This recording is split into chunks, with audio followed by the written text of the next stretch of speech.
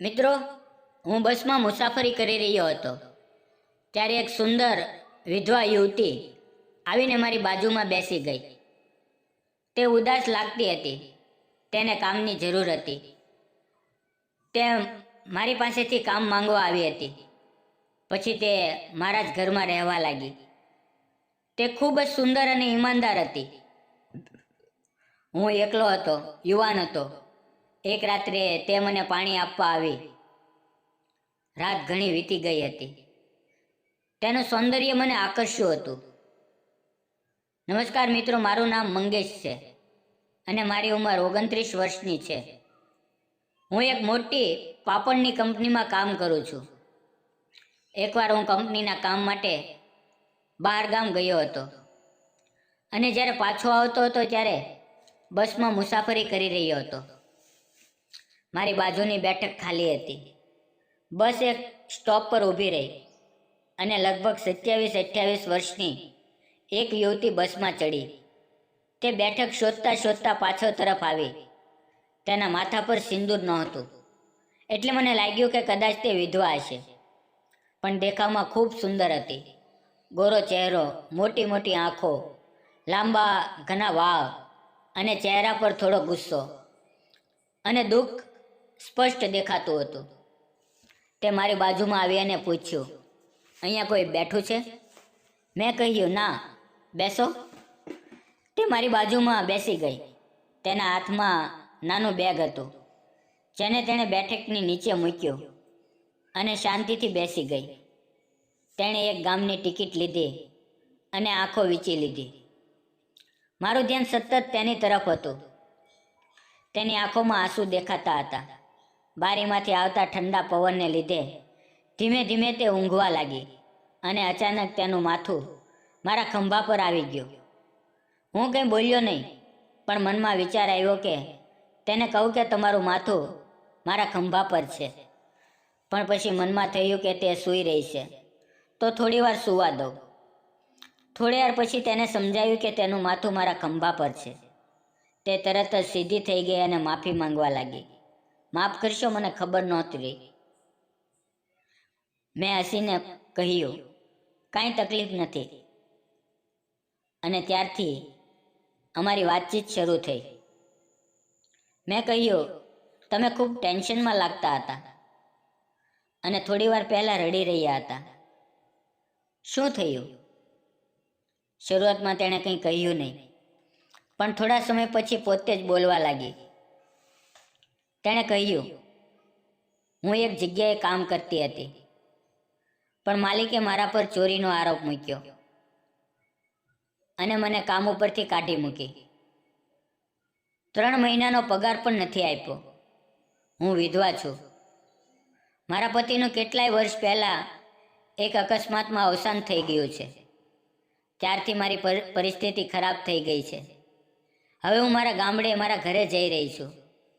ત્યાં જો કોઈ કામ હોય તો કરવા લાગીશ. હું પણ એકલો જ રહેતો હતો અને ઘરના કામ માટે મારે કોઈ વિશ્વાસુ વ્યક્તિની જરૂર હતી.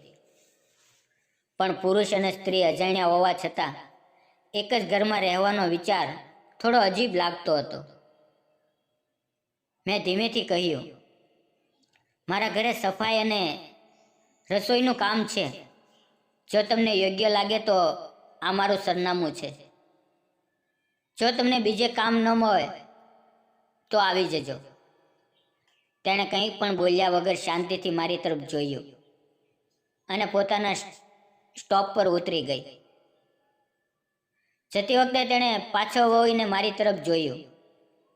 2-3 દિવસ વીતી ગયા. રવિવારનો દિવસ હતો. હું ઘરે આરામ કરી રહ્યો હતો. અચાનક દરવાજાની ઘંટી વાગી.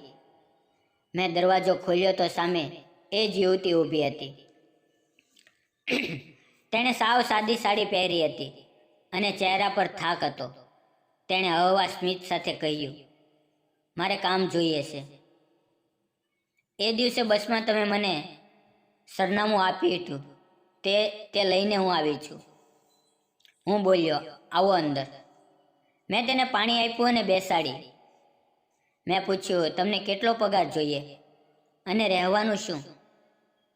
તે બોલી, મારી પાસે રહેવાનું કોઈ સ્થાન નથી. થોડા દિવસ હું અહીંયા જ રહીશ અને પછી હું પોતે વ્યવસ્થા કરી લઈશ. મારું ઘર મોટું હતું. તે દિવસથી તેણે ઘરનું કામ શરૂ કરી દીધું. શરૂઆતમાં તેણે ફક્ત ચા બનાવી. મેં કહ્યું, બંને માટે બનાવો. તે ખૂબ ખુશ થઈ ગઈ. થોડા દિવસોમાં તે સવારમાં વહેલા ઉઠીને નાસ્તો બનાવતી, સફાઈ કરતી, બગીચામાં પાણી આપતી. ખૂબ મહેનતથી કામ કરતી. તે કદી આળસ કરતી નહોતી. તેની ઈમાનદારી અને કામથી હું પ્રભાવિત થવા લાગ્યો અને ધીમે ધીમે તે મને ગમવા લાગી. અમારી નજરો ઘણીવાર મળતી, પણ હું કંઈ કહી શકતો નહોતો. એક દિવસ રવિવારે હું ઘરે હતો. તે કામમાં વ્યસ્ત હતી અને ખૂબ સુંદર લાગતી હતી. મારી ઉંમર લગ્ન લાયક હતી, પણ મેં ક્યારેય લગ્ન કર્યા નહોતા. હવે તેના આવવાથી મનમાં લગ્નનો વિચાર થવા લાગ્યો. એકવાર મેં તેને પાણી લાવવાનું કહ્યું. તે તરત જ ગઈ અને ગ્લાસમાં પાણી લઈને આવી. મને તેને જોવાનું ગમતું હતું, એટલા માટે હું જાણતા અજાણતા તેને નાના નાના કામ કહેતો. તે પણ નજર ચોરતી, પણ હળવા સ્મિત સાથે કામ કરતી. એક દિવસ સવારે હું બાથરૂમ પાસે ગયો. દરવાજો પૂરો બંધ નહોતો. કદાચ તે ભૂલી ગઈ હતી. મેં માફી માંગી અને બહાર આવી ગયો. તે દિવસે તે થોડો સંકોચમાં લાગી. સાંજે જમ્યા પછી તેણે રસોડું સાફ કર્યું. હું રૂમમાં બેઠો હતો. મારે પાણી જોઈતું હતું. તે માટે મેં તેને બોલાવી. તે પાણી લઈને આવી. મેં હવેથી કહ્યું, શ્વેતા, મારે તમારી સાથે વાત કરવી છે. તે શરમાઈને બોલી, બોલો સાહેબ. મેં પૂછ્યું, તમે આટલા યુવાન અને સુંદર છો, તો બીજા લગ્ન કેમ નથી કર્યા? તે બોલી, મારું કોઈ નથી, અને જો કોઈ મારી સાથે લગ્ન કરે પણ પછી મને દુઃખ આપે તો? હું ફરી એ દુઃખમાં જવા નથી માંગતી. મેં કહ્યું, જો તમને સારો માણસ મળે જે તમને સાચો પ્રેમ કરે તો તમે ફરી લગ્ન કરશો? તે ધીમેથી બોલી, હા. મેં કહ્યું, મારું દિલ તમારા માટે ધડકે છે. હું તમારી સાથે લગ્ન કરવાનો વિચાર કરું છું. તે આશ્ચર્ય અને ખુશીથી મારી તરફ જોવા લાગી. મેં કહ્યું, તમે ગરીબ છો તો શું થયું?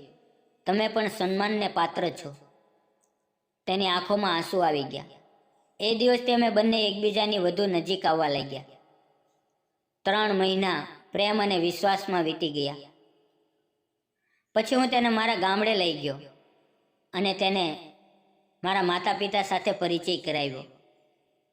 શરૂઆતમાં તેમને થોડું અજીબ લાગ્યું, પણ પછી તેનો સ્વભાવ અને કામ જોઈને તેઓ પણ તૈયાર થઈ ગયા.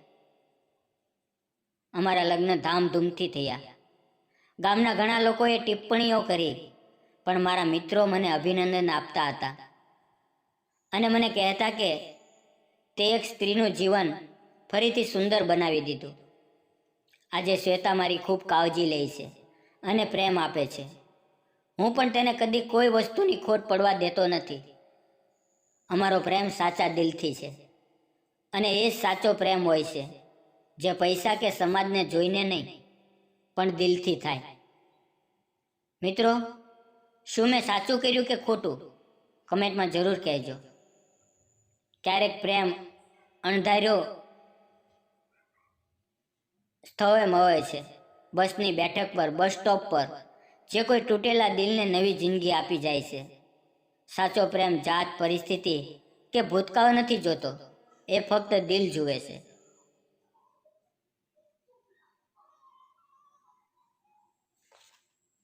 વિડીયોમાં આવેલા નામ, પાત્ર અને ઘટના ફક્ત કાલ્પનિક હતા.